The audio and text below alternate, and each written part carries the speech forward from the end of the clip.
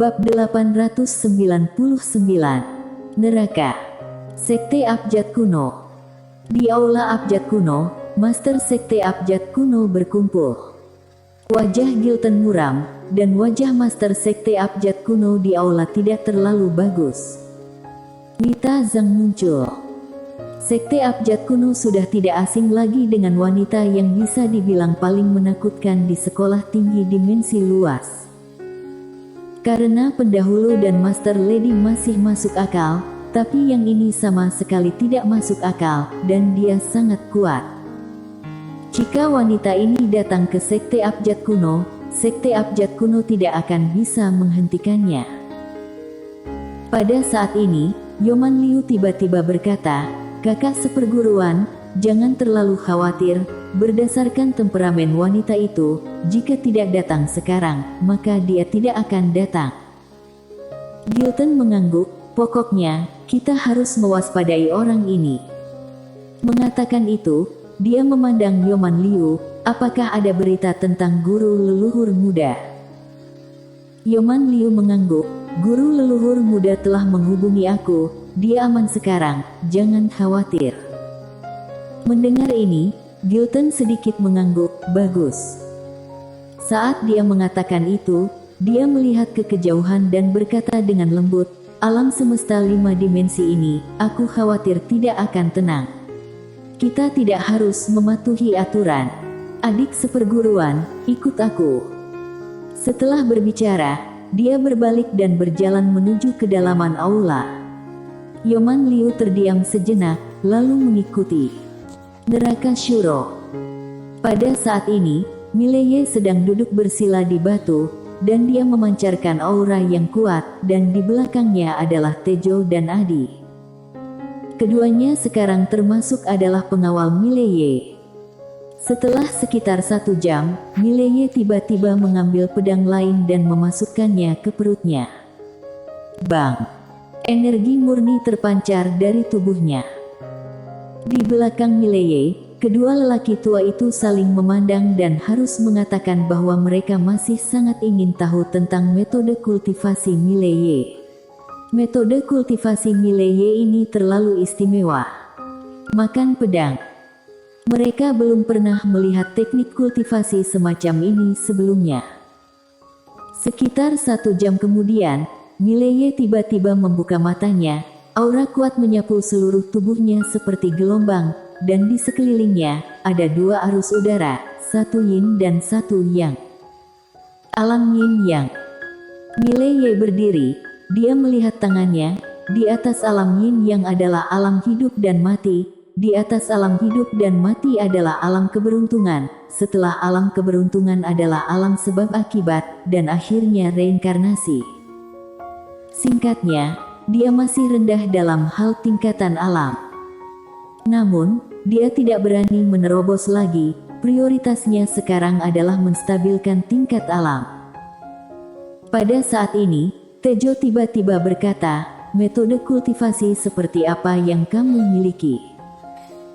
Mileye menarik kembali pikirannya dan berkata sambil tersenyum, "Ambil pedang sebagai pusat energi, seorang senior mengajariku." Tejo berbisik, "Ini sangat istimewa." Mileye tersenyum dan tidak banyak bicara. Semakin tinggi kultivasinya, semakin menakutkan metode kultivasi yang diajarkan wanita bergaun polos padanya. Melahap pedang dan berkultivasi menjadi tubuh pedang, sekarang dia kebal terhadap hampir semua pedang. Bisa dikatakan pedang Aether pun tidak bisa melukainya. Dengan kekuatannya saat ini, dia bahkan bisa menelan pedang Aether. Mileye melihat ke kejauhan dan berkata dengan lembut, "Kapan dia akan kembali?" Tejo berkata dengan sungguh-sungguh, "Aku tidak tahu."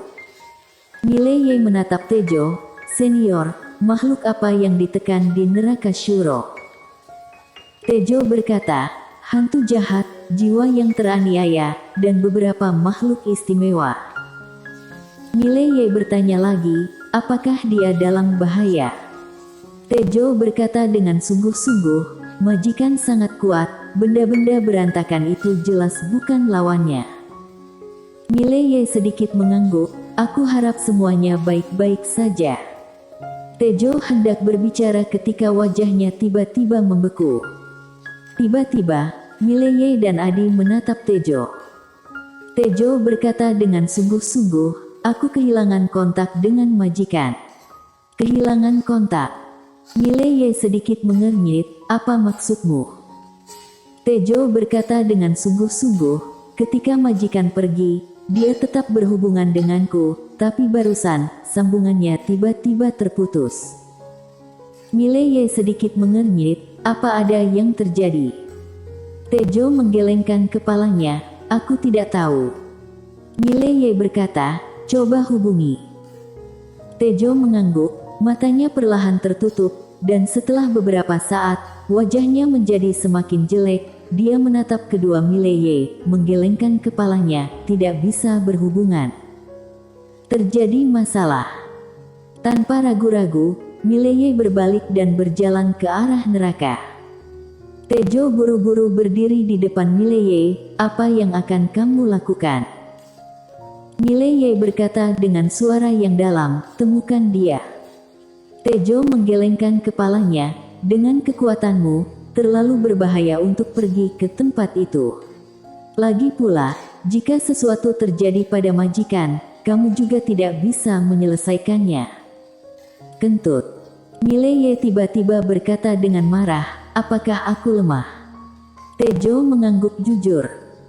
Mileye menarik napas dalam-dalam, lalu berkata, senior, nada bicaraku buruk barusan, maafkan aku. Namun, aku masih khawatir, jadi aku akan pergi ke sana sendiri. Tejo berkata dengan sungguh-sungguh, kamu tenang dulu, aku akan pergi dan melihat sendiri, jika terjadi sesuatu, aku akan memberitahumu. Mileye hendak berbicara ketika Quen Lian tiba-tiba berkata, dia jauh lebih kuat darimu, biarkan dia pergi dan lihat dulu. Setelah hening sejenak, Mileye mengangguk, senior hati-hati. Tejo mengangguk sedikit, dan dia berbalik. Di tempat, Mileye mengepalkan tangannya perlahan. Sebenarnya, dia tahu bahwa Lin Siye sangat kuat, tapi dia masih khawatir. Selain itu, Adi melirik Mileye, sebenarnya, kamu harus menjaga dirimu sendiri. Mileye terdiam. Adi berkata lagi, aku tidak punya niat buruk, menara kecil itu ada padamu, banyak orang tidak akan menyerah padamu, jika bukan karenamu, bahkan majikan tidak akan menyerah pada menara ini, karena di sekolah tinggi dimensi luas juga ada sesuatu yang diinginkan majikan. Mileye mengangguk, aku tahu. Lin Siye hampir mengambil menara penjara alam selama di alam semesta 4 dimensi, tetapi pada akhirnya Lin Siye memilih untuk tidak melakukannya. Dan setelah datang ke alam semesta 5 dimensi, menara penjara alam diambil oleh seseorang, dia sudah tahu bahwa Lin Siye mengambilnya, dan Lin Siye mengembalikannya kepadanya. Kali ini Adi kembali berkata, harta peninggalan pendahulu, bahkan 6 master superior juga akan tergoda, terutama master yang tidak bisa meningkat lebih jauh. Ruang buku pendahulu bisa dikatakan sebagai harapan terakhir mereka, tetapi satu-satunya jalan untuk membuka ruang buku adalah menara penjara alam yang ada di tanganmu. Jadi, orang-orang itu tidak akan membiarkanmu pergi, sebaiknya bersiaplah. Mileye mengangguk, aku tahu. Adi hendak berbicara, tetapi pada saat ini, alisnya juga berkerut, dan Mileye berkata dengan cepat, ada apa? Adi berkata dengan sungguh-sungguh, aku kehilangan kontak dengan Tejo. Terjadi sesuatu. Mileye berkata dengan sungguh-sungguh, sesuatu pasti telah terjadi di bawah. Adi berkata, aku akan pergi melihat.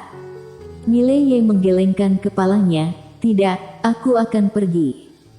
Adi menatap Mileye, dan Mileye berkata dengan sungguh-sungguh, teknik penyembunyian sangat istimewa. Selama aku tidak menabrak orang lain akan sulit menemukanku. Adi ingin mengatakan sesuatu, tetapi Mileye berbalik dan pergi. Dia sangat cepat sehingga dia menghilang di ujung jarak dalam sekejap mata.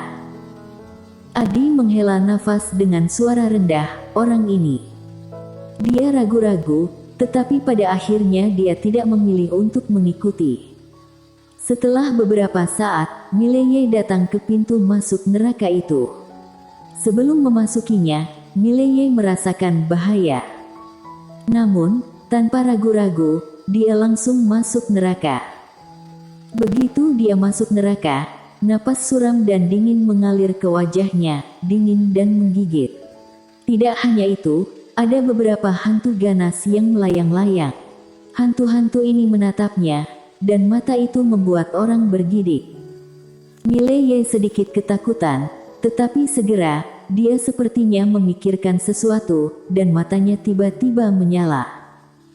Apa yang ada di sekitar ini? Itu hantu. Apa itu hantu? Itu adalah jiwa. Mengapa dia harus takut pada jiwa? Pada saat ini, roh jahat di kejauhan tiba-tiba bergegas ke arahnya. Mileye mengeluarkan pedang penakluk jiwa dengan backhandnya, dan pedang penakluk jiwa terbang keluar. Roh jahat itu langsung diserap oleh pedang penakluk jiwa, dan tidak ada ruang untuk perlawanan. Pada saat ini, roh-roh jahat di sekitar mereka mundur satu demi satu. Mata mereka penuh ketakutan. Jelas, mereka sangat takut dengan pedang penakluk jiwa di tangan Mileye. Sudut mulut Mileye sedikit terangkat. Awalnya agak berbahaya untuk datang ke tempat ini, tetapi sekarang tampaknya tidak hanya tidak ada bahaya, tetapi mungkin ada peluang. Pedang penakluk jiwa, pedang ini bisa melahap jiwa untuk peningkatan. Tentu saja, fokusnya sekarang bukanlah untuk melahap hantu-hantu ini, tetapi untuk menemukan Lin Siye. Mileye melihat sekeliling. Saat berikutnya, dia menghilang secara langsung. Kali ini, dia langsung melarikan diri ke alam kekosongan. Meskipun ada pedang penakluk jiwa, dia tidak berani meremehkan tempat ini, dan ketika dia menghilang begitu saja, kesadaran ilahi tiba-tiba menyapu posisinya.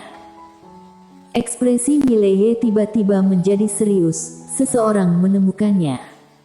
Tetapi pada saat ini, kesadaran ilahi menghilang lagi.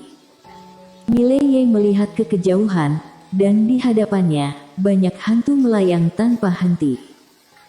Mileye mengerutkan kening, apa sebenarnya tempat ini? Pada saat ini, suara-suara ini tiba-tiba datang dari kejauhan. Di sekitar, hantu-hantu itu tiba-tiba berbalik dan terbang ke kejauhan.